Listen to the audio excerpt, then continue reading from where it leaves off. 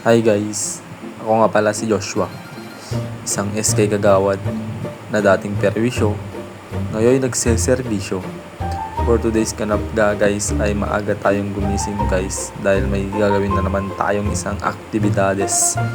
Ngayon guys ay November 1 and ngayon ay All Saints Day and magpapalugaw ngayon tayo sa Gamu Public Cemetery. So yan nga guys ay nadatnan na natin ng ating mga kasama sa council na nagluluto guys at na-late pa tayo nga dyan guys. So ayan na ang aking kasama guys, ilalagay niya na yung pikas na gagamitin para sa lugaw. Wow.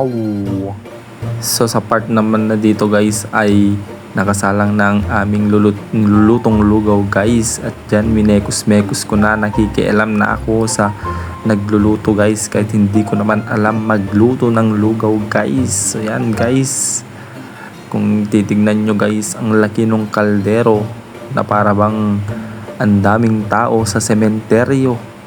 So yan guys, may patayo-tayo pa ako dyan guys kasi tulong-tulong lang ganun.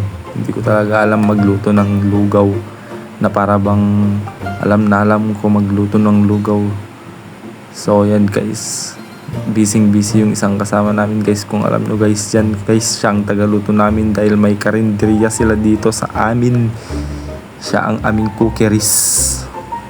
So dyan naman guys ay papahidan namin yung isang kaldero ng mantika guys para daw hindi masyadong mauling at mabilis matanggal yung uling guys. At dyan ay isasalang na namin yung manok na gagamitin sa lugaw. At dito guys ay fast forward na naman tayo at pumunta na tayo, nagpalit ng ating uniforme na SK. At dyan guys, tignan nyo naman guys, so nagpapakit pa ko dyan kahit naglalakad lang. O tignan nyo naman yung may kwan pa ko. O tignan nyo, pakit yan o pakit yan siya guys. So yan nga guys, nandito na ako sa house ng aming SK. At yan guys, yan na si Christoph, ang aming SK Kagawad number 2 na makakasama natin ngayong araw.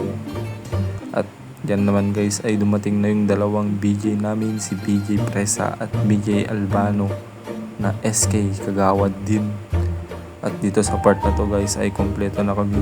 At yan guys, tignan nyo naman, nagmumukbang na sila ng lugaw na aming niluto guys. Tinitikman nila kung masarap daw ba. At tignan nyo naman yung kaldero, ang laki-laki. So fast forward na naman tayo guys, ay papunta na tayo sa aming cemetery. At kung makikita nyo guys ay nagmotor pa kami dyan guys kasi malayo talaga guys yung cemetery kung maglalakad pa kami. At tignan nyo naman guys, o paakyat ba o para bang bundok yung pupuntahan namin. So yan guys ay para lang kaming nagra-rides sa aming barangay. At yan guys, tingnan nyo, madami ng sasakyan na nakapark sa daan. At kung madaming sasakyan, syempre madami ng tao sa sementeryo. At dyan guys, magpapark kami dito sa likod ng sasakyan ng mga BFP natin.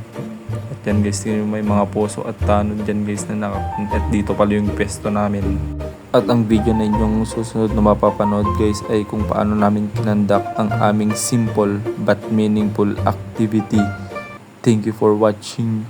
Thank you guys.